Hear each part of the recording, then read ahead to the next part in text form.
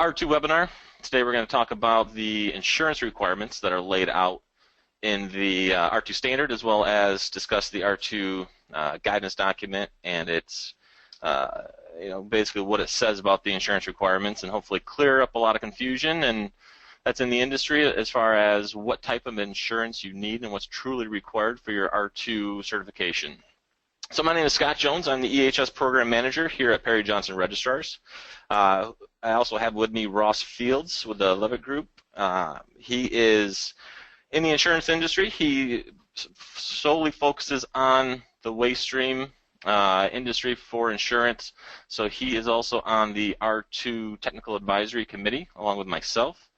So he is one of the best resources that we have in the industry to answer these questions. All right.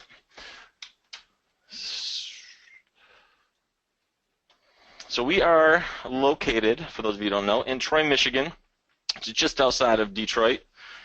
That's where our headquarters are located. We also have offices throughout the world, in Italy, China, Japan, Latin America. So wherever your certification needs are, we can help you meet those needs and have auditors available in those areas. So we have a pretty good group today. Looks like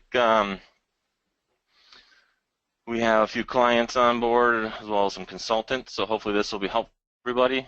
We're going to leave a lot of room for questions and answers at the second half of the presentation. This is one of the biggest topics, from the registrar standpoint, that we get the most questions on. And also from an auditing perspective, this is one of the areas where we tend to see the most findings during our audits. There's just a lot of uncertainty, it's in the insurance requirements as far as, do you need, the environmental pollution liability coverage? How much coverage do you need? Does it really apply to you? So we're going to answer all those questions today. So we have, looks like, I'll try to give everybody a few more minutes before we get into the core of the material, but I'll give everybody a brief overview of PJR.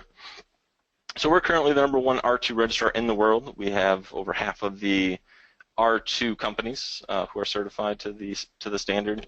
We certified, to the R2 standard all over the world. We recently opened an office in China. We're getting ready to begin certification there as well. So a lot of the requirements, people think specifically in the U.S. for the insurance and everything, but these requirements extend globally. The standard is built for companies anywhere in the world to get certified, not just here in the U.S. So we'll discuss that as well. But for those of you who do not know PGR very well, we certify companies obviously to R2, but we also certify companies to ISO 14001, which is your environmental management system, OSAS 18001, which is your health and safety management system, and also to RIOS, which is more of your scrap recycling industry, is your general recycling standard. Obviously, there's a number of other standards that we certify companies to as well, such as ISO 9001. But your 14 and 18 standards, as well as the RIO standard, those are really the core standards with R2. For those companies looking to get certified to R2, you have to be certified to either 14001 and 18001, or you can choose to go the R2 RIOS route. RIOS really encompasses the requirements of ISO 9001, ISO 14001, and OSAS 18001. So they kind of take those three standards, bring it into one standard for the recycling industry. The R2 standard originally came out in 2008 as R2 2008, but it was revised in 2013 to help bring some clarification to a lot of the requirements within the standard. Obviously, with any new standard, there's still questions and uncertainties. So, and even after 3 years being into the new standard, there's still a number of questions. So, we'll continue to help answer any questions that you may have. So, the R2 standard is not intended to be an EH&S management system by itself. That's why the standard requires you to be certified to 14001 and 18001 or RIOS. Those are the true management system standards that bring in that idea of continual improvement. So for those of you who are unfamiliar, the continual improvement really revolves around the PDCA cycle. That's the Plan, Do, Check, Act model for continual improvement. So basically you plan your system, you implement that system. After it's been implemented for a while, you check to make sure it's effective, and then you figure out how you can continually improve that management system. So the R2 standard has 13 principles. The first principle starts out with your EH&S requirements. Those are kind of your core general, what is the standard all about, helping you identify objectives and targets and how to improve your system, ensuring that you do conduct internal audits and management reviews, and those kind of things. Then you have your reuse recover hierarchy, which is basically making sure that you follow this principle first. So wherever you can reuse equipment, you do, and so on. Your last resort should be the incineration or the disposal of electronic equipment. Next, you have legal requirements, then environmental health and safety requirements. Then you get into your specific focus material requirements, the reuse requirements, tracking throughput, and then data destruction, storage and security. And then you have your insurance, closure plan, and financial responsibility. Now, this is where we're going to focus today, is really on that insurance aspect of Provision 11. And then lastly, you have transport, and then documentation and record keeping.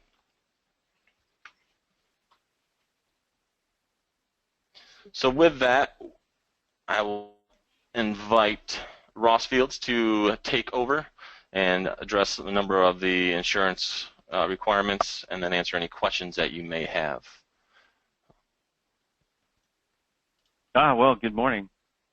I'm not sure if everybody can hear me. Scott, do you have a way to double check that? Yeah, let me, if ever anybody, Ross is speaking, if you cannot hear him or if you have, can you type in a question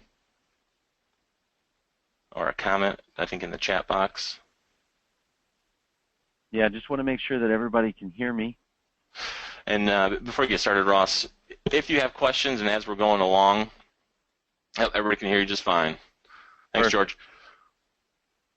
Before we get going, I want to make sure that everybody's aware of the features in the GoToMeetings panel. So if you have questions, obviously everybody's muted right now, type in those questions. Ross, we can go through those. As they come up, I'll let you know what questions, or we can wait till the end. Obviously some of them may be pertinent to the conversation at hand. We'll try to address those as we go along. Other ones we will hold and answer at the end. We'll have probably the last 20 to 30 minutes to address your questions. So please type those in, and we'll get to those as soon as we can. Yeah, sure. I think that makes perfect sense. If there's something that we can tackle right away, let's do that. Otherwise, like you say, there should be plenty of time at the end. So, well, again, really pleased to be on this call with everybody today. Hope that it's going to be informative and hopefully clarifying. I get a number of phone calls and emails with questions and confusion about this particular provision of the standard quite often, and I can tell you, as Scott mentioned, I do sit on the technical advisory committee for the standard, and I know that the intent behind at least this particular provision of the standard was to not be terribly prescriptive and real specific. As Scott mentioned early on, this does need to apply to a number of different countries around the world, and insurance and financial responsibility can mean a lot of different things in a lot of different areas. And so this portion of the standard really needed to be flexible with that.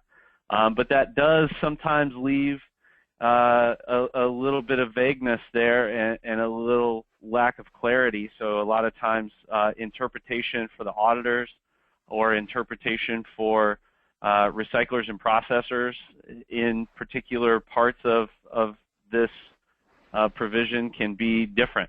So like I say, hopefully we're going to try and bring that to a more singular point today and see if we can't help answer some questions. So yeah, just get right into it, and we'll look at just what the standard says. I can tell you that in my professional experience, I do have certain opinions about what it says or what it doesn't say or what it should say and all that other stuff, as I'm sure other people on the call do. But hopefully for the purposes of this webinar today, we'll just try and keep it within what the standard says currently and looking at the verbiage also in some of the guidance materials.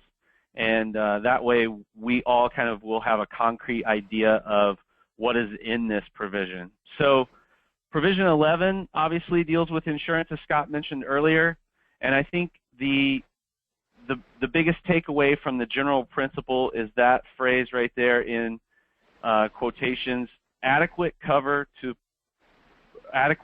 cover potential risks and liabilities. So that's obviously important that a recycler needs to address that. They need to be thoughtful about that, figure out what those potential risks and liabilities are, and then not only for the longevity and the safety of their business, but to protect OEMs and upstream, downstream, general public health, the health of the workers. They're going to want to seek out some sort of risk transfer or insurance mechanism for that.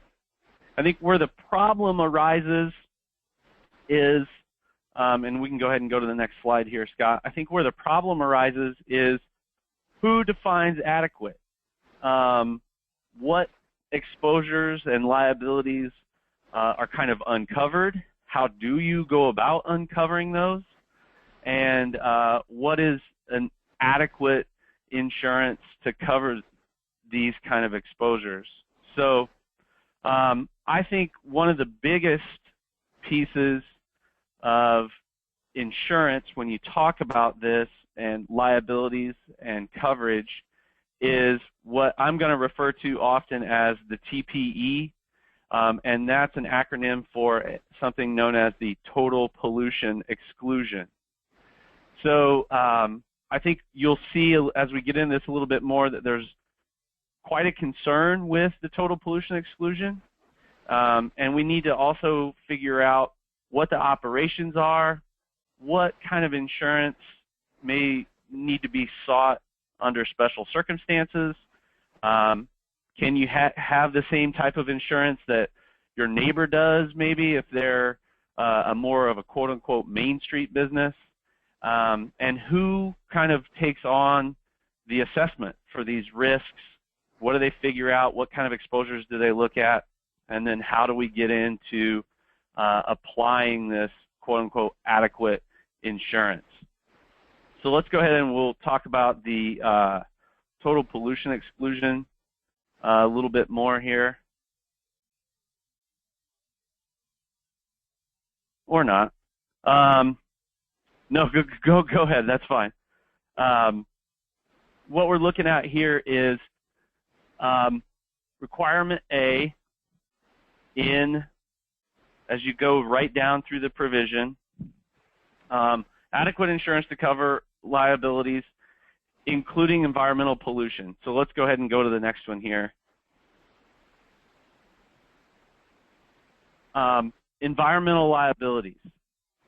Most of us think about environmental liabilities as something devastating, something huge, major accident, environmental impairment, some sort of natural resource damage, some sort of damage to the public environment. But it's important that when we think about environmental damage, environmental impairment, environmental insurance, we think about that within the confines of the insurance industry and not necessarily the regulatory industry or what we might think of just as members of the general public. Because within the insurance industry, the verbiage within those insurance policies, that's really what binds the recycler or processor to either be covered or not covered by insurance policies. Insurance policies are a legal contract. the language within them is going to be interpreted oftentimes in a court of law. And so it's important that we understand what the language within those policies means and how that might affect environmental impairment, health and safety, environmental pollution, things of that nature. And so, again, I think the biggest piece of that is to better understand what the TPE is, where you find it, and how it can impact this relationship between recyclers and processors and the insurance policy. So we'll go ahead and get into that a little bit more here. So when we talk about the total pollution exclusion, it's not very much, it's pretty straightforward. There's no misnomer to it. It is totally going to exclude any insurance coverage related to pollutants. The important thing about pollutants, again, within the confines of the insurance policy, is it's going to be defined, the term pollutants are, within that insurance policy. So pollutants are going to include, as a definition, things that we would all think of oftentimes as pollutants. Ash, soot, things like this that we might think of being remnants of some sort of environmental or impairment or pollution event. However, since the mid-'80s or so, this definition has expanded quite a bit. As a general rule, what's happened is insurance companies wind up, after a long court battle usually, covering something that they didn't intend to cover. And so their recourse then is to augment the language within the insurance policy to ensure that later on down the road, they're not on the hook for something that they didn't intend to pick up. So over the last few years especially, we've seen pollutants include the term waste, and then we've seen waste be further and further defined. So currently, in a total pollution exclusion, in the language, you will find waste to include items to be recycled, items to be reclaimed, items to be refurbished, or items that have been recycled, reclaimed, or refurbished. So from my perspective, and I would hope that a lot of people would agree with me, these terms encompass practically everything that companies in the e-waste stream touch or augment in some way, their products, whatever that they agree to take on under contract, or whatever they move downstream. So I think it's really important for the e-waste industry as a whole to have a solid understanding of what the total pollution exclusion means to them, and then weigh that out on a case-by-case basis as owners or officers of a recycler or a processor, what they feel is best for their particular company in terms of, overhead costs, coverage, contractual obligations, and stuff like that. Do they want to have insurance products backing up their company that contain total pollution exclusions? Are they comfortable with that? Or do they want to seek out some more specialty insurance pieces? So I just want to make sure that we've got a good foundation of the total pollution exclusion and how it applies to our industry before we kind of get rolling here. So I think we can move on here. Again, just kind of going over what I've explained, but I do want to point out that the total pollution exclusion exists in lots of insurance policies. So generally when we think about insurance, we think about bodily injury, property damage. These are things that you're going to find in a general liability policy, and 99.9% of all general liability policies out in the world today are going to carry a TPE. However, it's important to note that it's in other policies as well, like E&O, also known as professional liability. E&O is an acronym for errors and omissions. Oftentimes I'll see recyclers or refurbishers pick up some sort of professional liability. Sometimes it'll be called tech E&O or tech professional liability, and they think that that has a solid level of protection for them in terms of what their responsibilities are to personally identifying data, wiping, destruction of hard drives, things like that. And I think it's important to note that likely their professional liability policies would carry a total pollution exclusion, and there again, because that hard drive or that piece of equipment or whatever it is in the waste stream, that could really present some problems should something occur and that recycler or processor turn to their insurance for some sort of financial help and backing as they go through that process. So not just for general liability, but for a lot of things, it's important to keep that in mind as we evaluate insurance coverage and we look for that adequate coverage that we mentioned earlier. So let's go ahead and move on. So now we can skip through that. Just another reminder.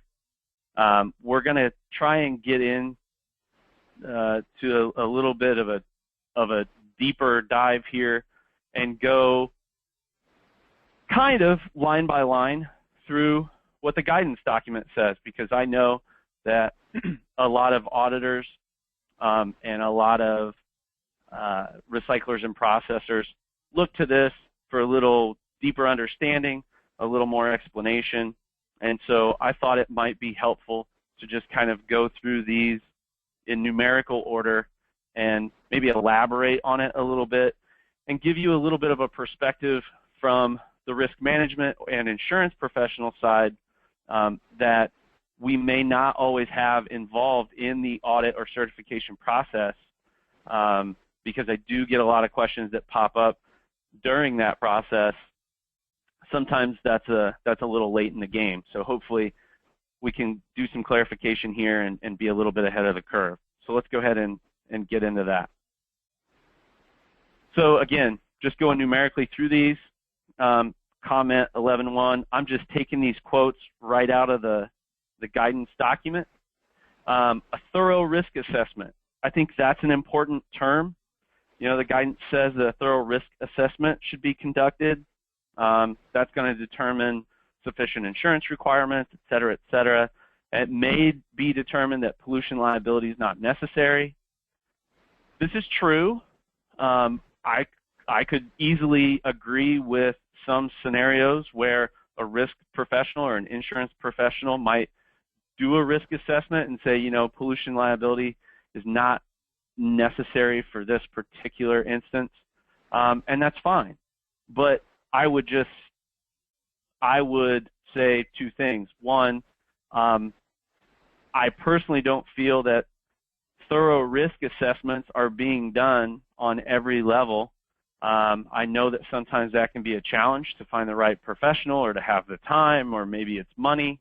I understand that there are a lot of constraints there, but I think it's important that there be an adequate understanding of what the risks and exposures are and how insurance interacts with those.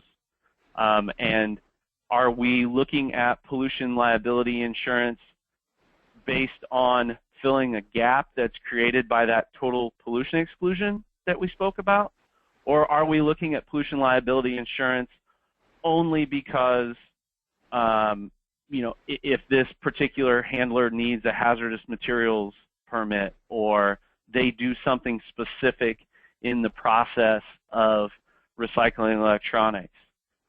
Because just because a regulatory body like the EPA or something like that doesn't say you have to abide by these rules or you need these particular permits, that doesn't mean that insurance that your main street businesses are going to benefit from is going to respond to instances for these recyclers and processors, again, because of that total pollution exclusion. So I think it's just important to keep that in mind and go ahead and do those risk assessments and make sure they're done by capable people.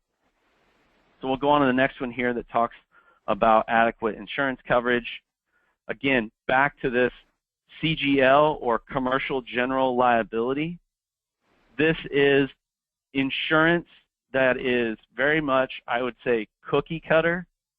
CGL insurance is based on what we in the insurance industry call ISO forms, and I know that a lot of people on this call are familiar with a different type of ISO.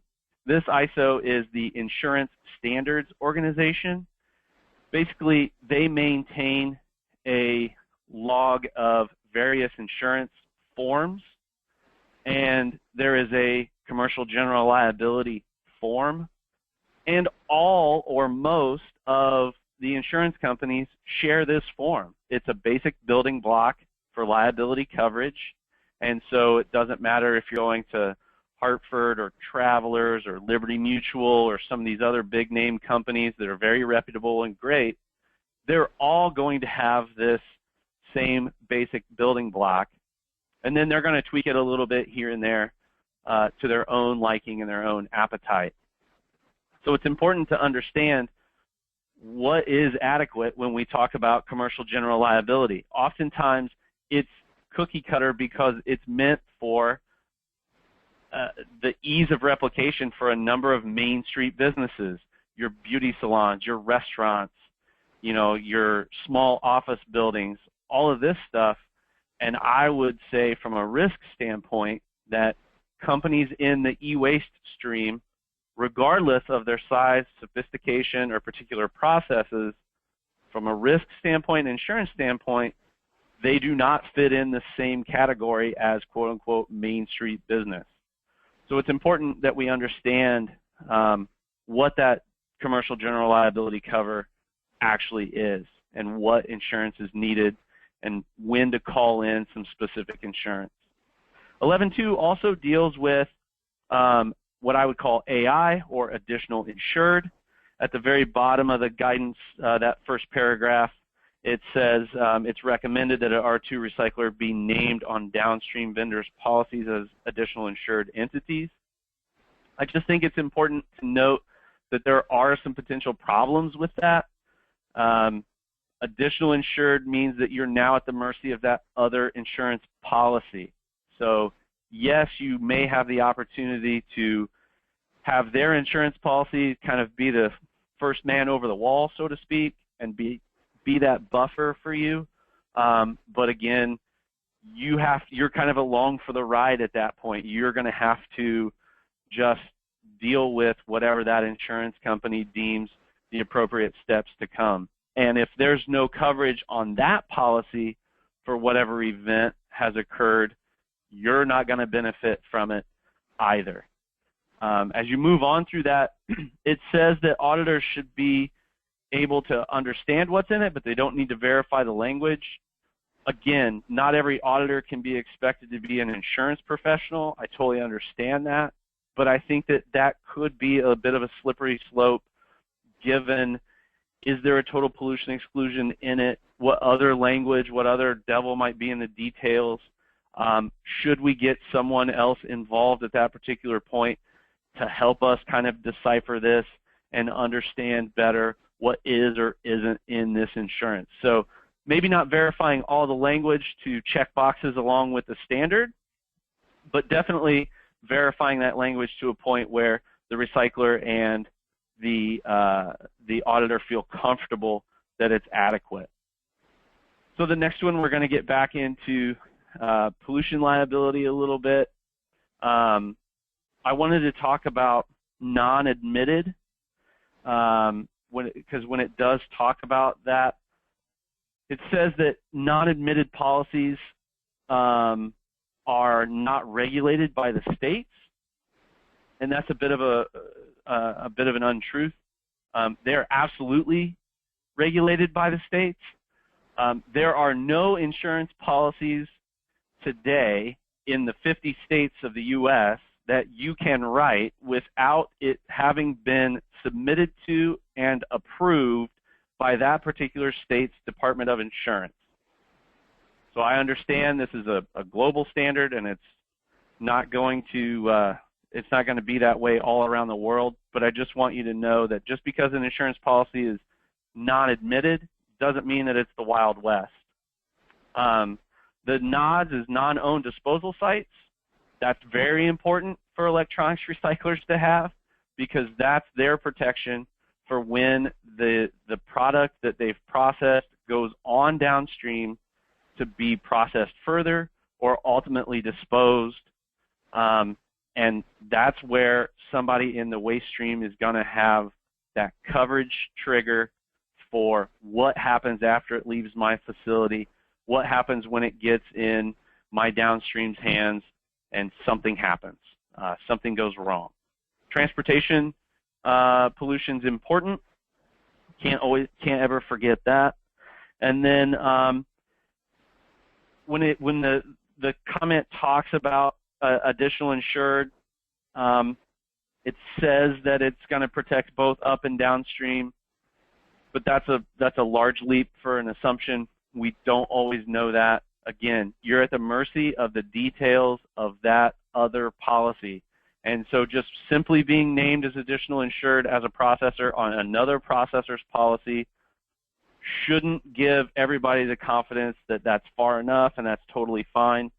If the processor or the auditor can go an extra step and look a little deeper into that policy, it would probably warrant some further investigation if you can do it, just so you understand what you're getting yourself into when you agree to do that. So we'll go on here to the next one. We're going to want to include products and operations if you can. Contractors' pollution liability, again, not something recommended by the standard because it's not prescriptive. It's not going to tell you everything that's in there. But it does talk about being part of an additional insured, being part of an environmental pollution policy. These are oftentimes only associated with what goes on at a site. And so what about the products? What about that refurbished laptop after it leaves the warehouse? What about the completed operations? That could be data destruction, that could be wiping, that could be shredding, that could be a lot of different things. Contractors' pollution liability is going to pick that up, even though when we talk about it, they're not necessarily a contractor. In the insurance business, that's just the term for that line of coverage. Indemnification, indemnification obligations is kind of a again a slippery slope, because there can be language within an insurance policy that says, well, if you enter into an agreement in writing with somebody and you agree to indemnify them, we're not just automatically going to pick that up because you signed a contract. So, I think it's important to understand that, what that means and what may or may not be part of their insurance policy. So we'll go ahead and look at another one here.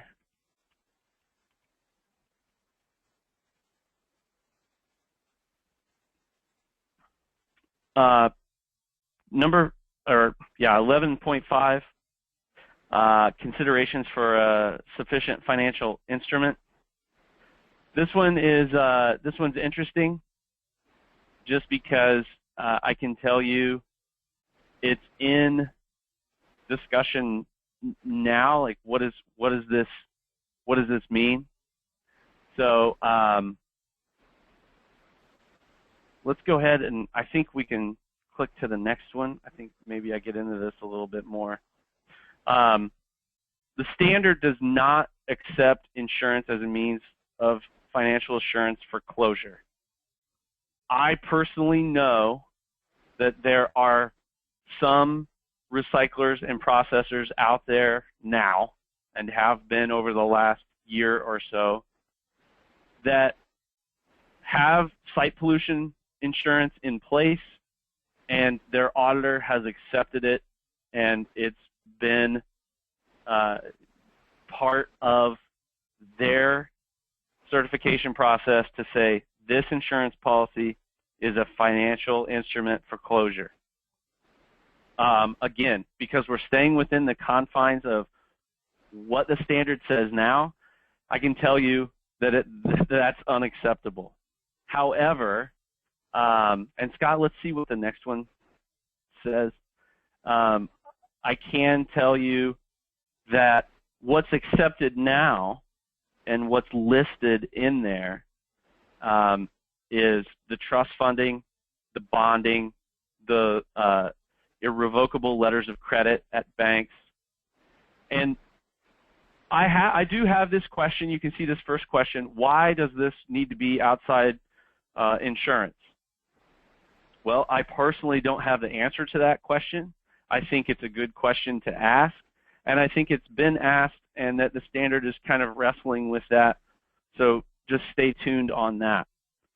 I will say some shortcomings of the financial mechanisms that are allowed now, and we have seen some of this throughout the industry, is financial hardship and bankruptcy proceedings are a major threat to these instruments for closure as they currently stand. So trust fund money, even sometimes letters of credit, those can be very susceptible to federal bankruptcy proceedings. The bonding mechanisms that are out there today are usually backed by a personal guarantee. So you'll have the personal assets of owners or operators of the recyclers and processors on the line, and I would argue that that's less than ideal. And then also the letters of credit at the bank, that can impair working capital. And we know what the commodities world is like right now, and we know what the margins are like for some of these recyclers and processors.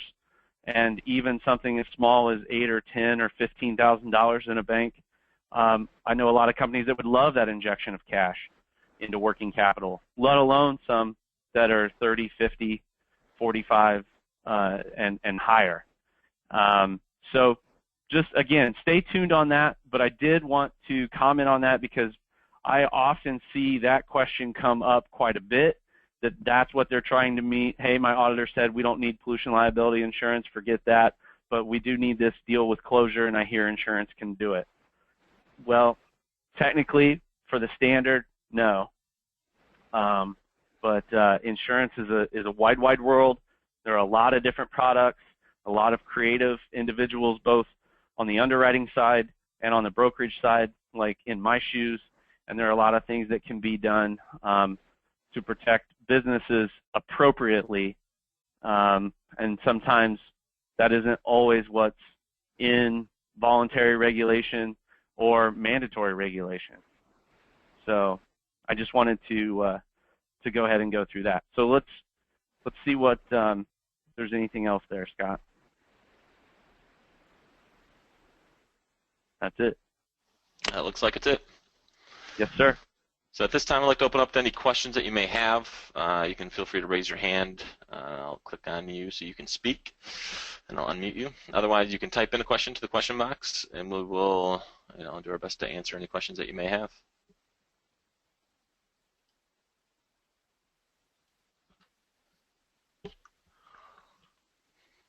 So a couple questions that I actually have, Ross.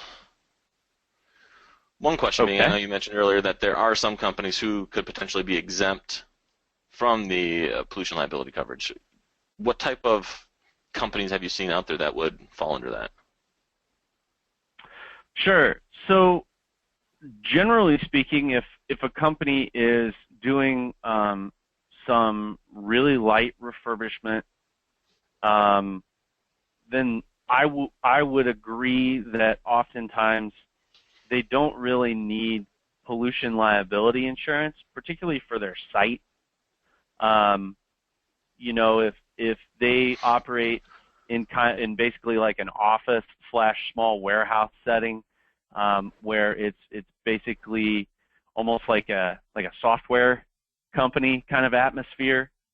But I would caution that a total pollution exclusion could exist in their professional liability, which I would argue from a risk standpoint, the liability that companies like that incur from the wiping of the data, things like that, you know, uninstalling and reinstalling software, I think that's their bigger exposure to liability than it is, you know, something else like a premises slip and fall or something like that. So a lot of times these companies, they take that mentality and they seek out professional liability insurance, but what they don't know is that professional liability insurance may not respond to them because of the total pollution exclusion, and the hardware and software that they're working on is in the waste stream. But as far as terms of environmental impairment, an immediate threat to human health and safety and their neighbors, yes, I can understand that. I think it could logically be argued that they don't necessarily need site pollution insurance, environmental impairment insurance. All right, thank you. And then one more question I had, as far as, you know, a lot of companies are trying to understand who qualifies as a risk assessor to determine their insurance coverage, you know, requirements. Who would you say, you know, or who have you seen that would, you know, qualify as a competent risk assessor, and how would companies identify, you know, where to find these people?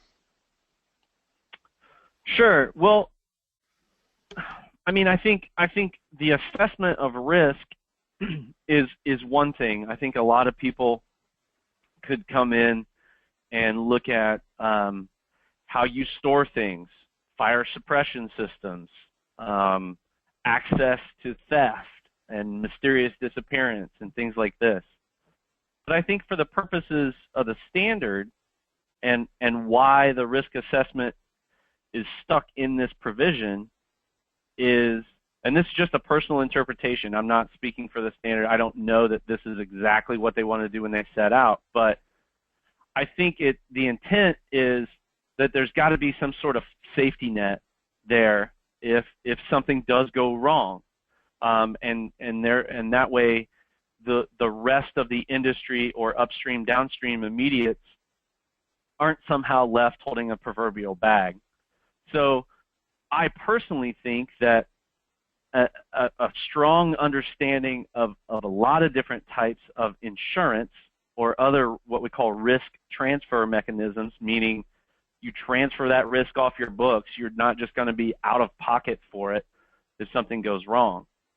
So I think it's important to have a high level of understanding of insurance practices and risk transfer practices, even if products aren't purchased.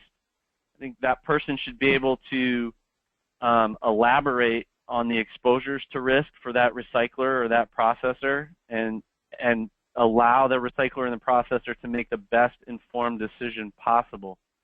If they elect to say, you know, my probability of running into that problem is really low, and I'm not going to insure against it because I don't want to spend the money on it, then that's the prerogative of that business owner. But I think having a strong understanding of insurance, and particularly environmental insurance, because it's not something that a lot of your average insurance professionals do or deal in, I think that's important when you're seeking out a risk assessment professional. All right, makes sense. Thanks, Ross. Looks like we have a couple questions out there. First one, are there any states that require pollution liability insurance for e-recyclers operating under a state take-back program? Yeah, interesting question. Directly to that question, not to my knowledge that if you're in this state take-back program, you must carry some sort of environmental liability insurance. Generally, and as everyone knows, it varies state to state, but generally the rule is based on if you require any type of permits. So if you require particular universal waste or hazardous waste, obviously permits for the type of work that you do within the confines of that state take-back program, then yes, that's generally where some sort of environmental liability insurance is required. When we think about closure and we talk about financial assurance mechanisms, then the flip side of that coin is financial responsibility. And financial responsibility usually speaks to some sort of insurance for bodily injury and property damage. So not dealing with closure, but just more dealing with your everyday exposures for what you do. And there are some states that, based on a particular permit or license that you have to have, you've got to carry insurance to show that you will have a mechanism there to be financially responsible for bodily injury or property damage. So a little bit different than closure, but yeah, almost always attached to licensing and permitting and not necessarily just being involved in that program. All right, next question. Can you speak a bit about premiums? What factors play into the rate? Is there an average premium that you can comment on? Yeah, sure. Really important, right? Obviously, everybody in the industry right now, especially, very cost conscious. The factors that go into determining the premium are very similar to the factors that go into determining liability premiums or auto premiums and stuff like that. You know, your auto premiums, and a lot of us for our personal autos can identify with this. How many miles do you drive a year? You know, what's your daily commute look like? Things like that. So with the premiums for the environmental insurance, you know, what exactly do you do?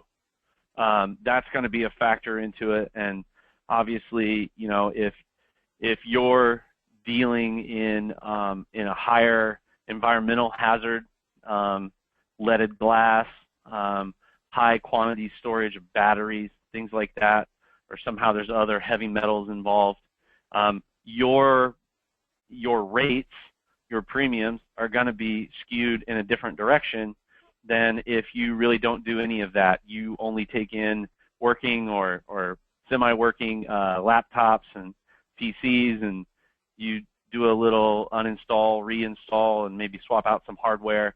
Very different exposure to a pollution event, right? Also factored into that, obviously, is going to be gross annual sales, and that is, just as a general rule of thumb, something that all liability insurance is kind of based on. If you're doing $50 million a year as a company, you don't want to only carry $1 million worth of insurance. It just doesn't make sense. But if you're doing $1 million a year as a company, you also don't need to carry $25 million in insurance. Doesn't make sense either.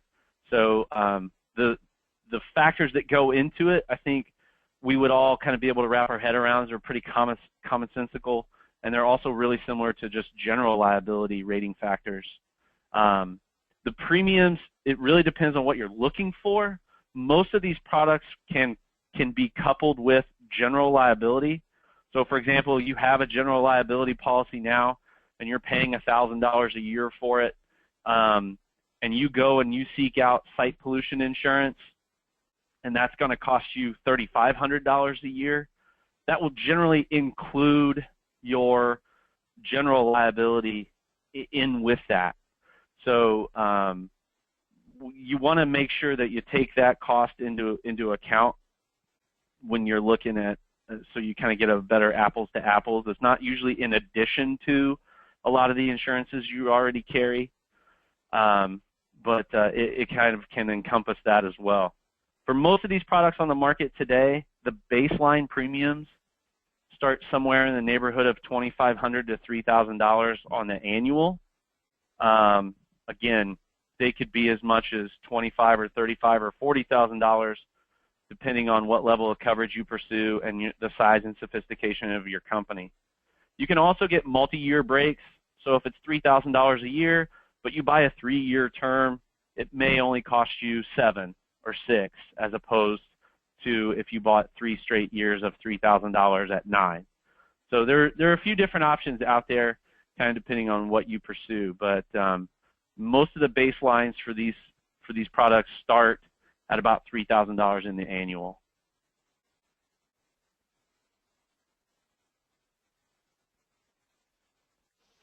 All right. Thanks, Ross. Next question. As a broker, can you legally perform consulting services related to pollution liability insurance? Yeah, it sounds like another broker asking that question. Yeah, I mean, could I or could anyone as a broker? Yeah, of course.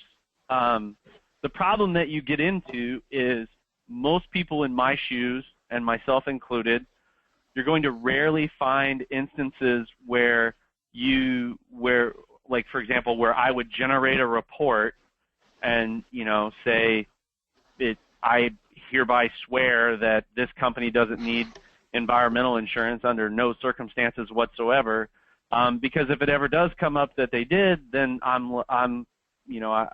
look stupid and I've got some potential professional and financial repercussions to suffer for that.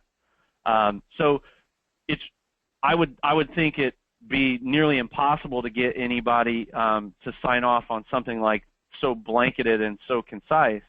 But I have often done things where a recycler or processor will send me the insurance that they have now, and they'll give me a synopsis of what they do, and I will just point out to them, based on your operations in such and such, you should pursue this type of insurance, and looking at the insurance that you have here, you've got an exposure that isn't covered.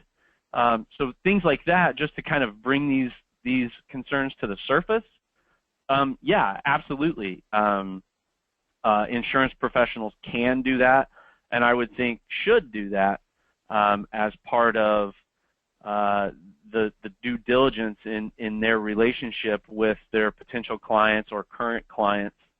Again, I just think, because I've been asked this, I think you're going to be hard-pressed to find somebody kind of attest and really hang their career on it that somebody doesn't need pollution insurance and that the auditor or the standard or some other upstream vendor should just waive that requirement, and they'll just kind of attest to it.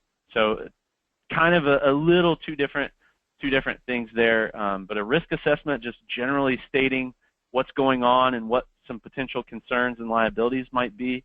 Yeah, absolutely, you can do that. Okay. Looks like we have one last question, unless there's any more. What is the most common loss you see in e-recycling relative to claims against pollution liability policy? Yeah. Well, that's quickly becoming accumulation, unfortunately.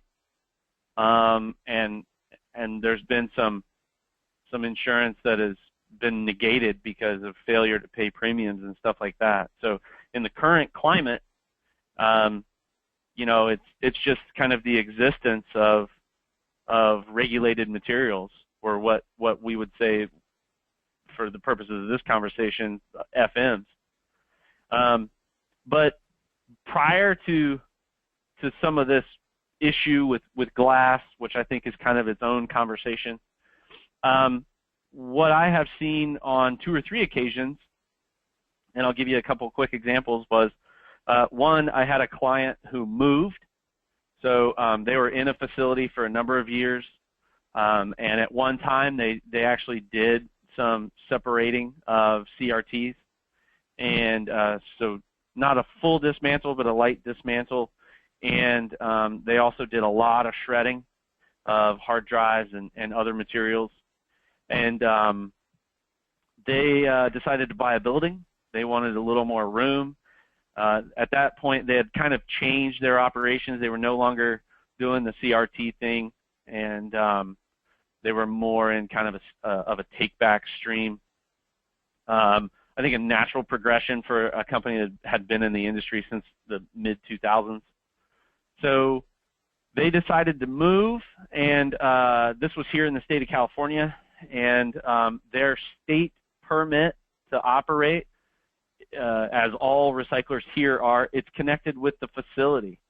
So when they went to move, they petitioned the Department of Toxic Substances and Control here in California and said, we want to move from facility A to facility B, and can you please transfer our license?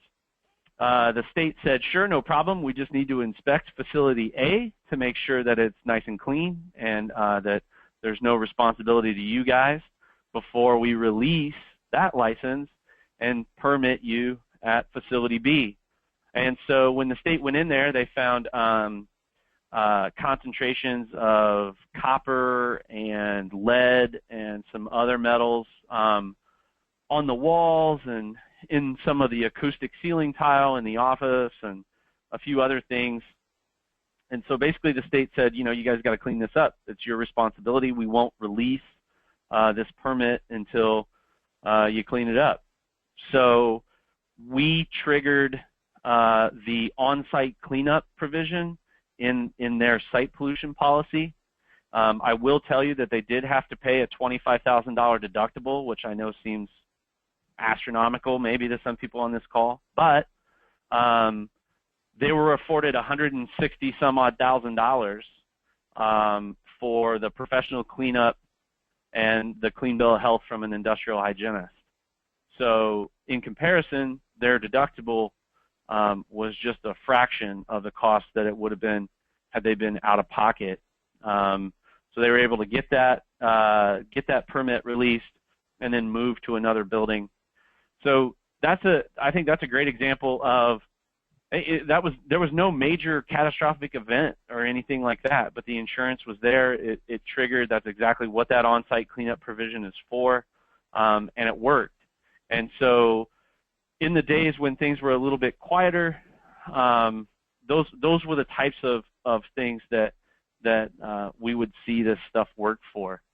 Another just quick example, kind of the flip side of that coin, was I had a similar a guy who I recommended environmental liability insurance for, and he said, you know, we really don't need this. We just kind of shuffle things in and out of here. We don't do any processing or anything like that, and they really didn't. They just kind of organized things by gaylords and sold it in bulk. But he had a fire, and he had a fire in the warehouse, and all of that material that he had there was now hazardous material. And so whether it was working before or not or whatever, because it had either been somehow gotten by the fire or been soaked by the fire department or the sprinkler system, he had to pay for a hazardous materials transporter to come and collect all that, and the industrial hygienist had to come out and all this other stuff. And he had no insurance for that because he thought, you know, I don't really do anything related to CRTs, or I'm not required to have any kind of permits or anything like that. And that was fine, but his normal general liability run-of-the-mill insurance didn't grant him any coverage for that, because all that stuff at that point became hazardous material, even though it was just a fire. And I think fire is one of the basic things that we consider to be covered by insurance. You know, you think about those things, but in his particular case, it wasn't. So hopefully that kind of answers that question of what I've seen it work, but also a little bit of a cautionary tale there, that it doesn't always have to be somebody dealing in universal or hazardous waste, particularly, to get themselves in kind of a sticky situation when it comes to hazardous materials and insurance problems. In the waste stream, I think that's very easy. All right, thanks, Ross. Well, I think that's all the questions that we have. If you have any more, feel free to type them in. I know we're pretty much out of time. So I just want to quick wrap up with kind of a brief overview of the certification process, and then I'll put our contact information up so you have that if you have any additional questions for either myself or Ross. So those of you who are certified or who are looking to get certified or who may be certified in a different standard, R2 follows the same process from a certification standpoint as any of the ISO standards. So we have a stage 1, stage 2, which is the initial certification audit. Your stage 1 basically is an on-site document review to make sure that really you have a system in place and that you're ready for the main audit, which is the stage 2. So the stage 2, we're going to go on-site and we're going to basically verify the effectiveness of the implementation of your management system. So once those 2 stages are done, any issues that are identified are addressed, you'll get a 3-year certificate. So it's good from the date that your certificate is issued, not necessarily the date of the audit. So, to close out any findings may take a couple months, so you have that time frame that you're not going to lose out on your certification. So once that certificate's issued, it's good for 3 years. Following that initial certification audit, you have surveillance audits. So the next year and the year after that, you'll have surveillance audits. If you choose to do annual, you can do that, or you have the option of doing semi-annual. So the surveillance audits really are just partial system audits. We're looking at some of the core requirements within the standard, also looking at areas of nonconformance from previous audits. And then on that 3rd year, you'll have your recertification audit. And this is another full system audit where we'll go in and verify your entire system and then issue you another certificate for 3 years. So that's an ongoing cycle that keeps continuing. So that's really the certification process in a nutshell. If you have questions on that or any technical questions on the R2 standard, feel free to contact myself. Again, my name is Scott Jones. Or if you have specific questions on some of the insurance policy requirements and some of the intricacies of that, I'm sure Ross would be available to answer those questions. So on that note, if you have any questions or if you're looking for a quote, you contact us. We have the sales number up here for quoting, or you can contact myself and I can help you get in touch with the correct person. But appreciate everybody's time. I know we're a few minutes over, so I'll wrap up. But thanks again for spending an hour with us. We have ongoing webinars monthly, so be sure to check out our website for upcoming webinars that we'll have on whether it's R2 or one of the environmental or health and safety standards. So thanks, everyone. Appreciate everybody's time. Have a great day, and enjoy the rest of your week. Yes, thanks a lot. And thank you, Ross, for joining us today. Yeah, it's my pleasure. I enjoyed the opportunity to be here, so thank you. All right, take care, everyone.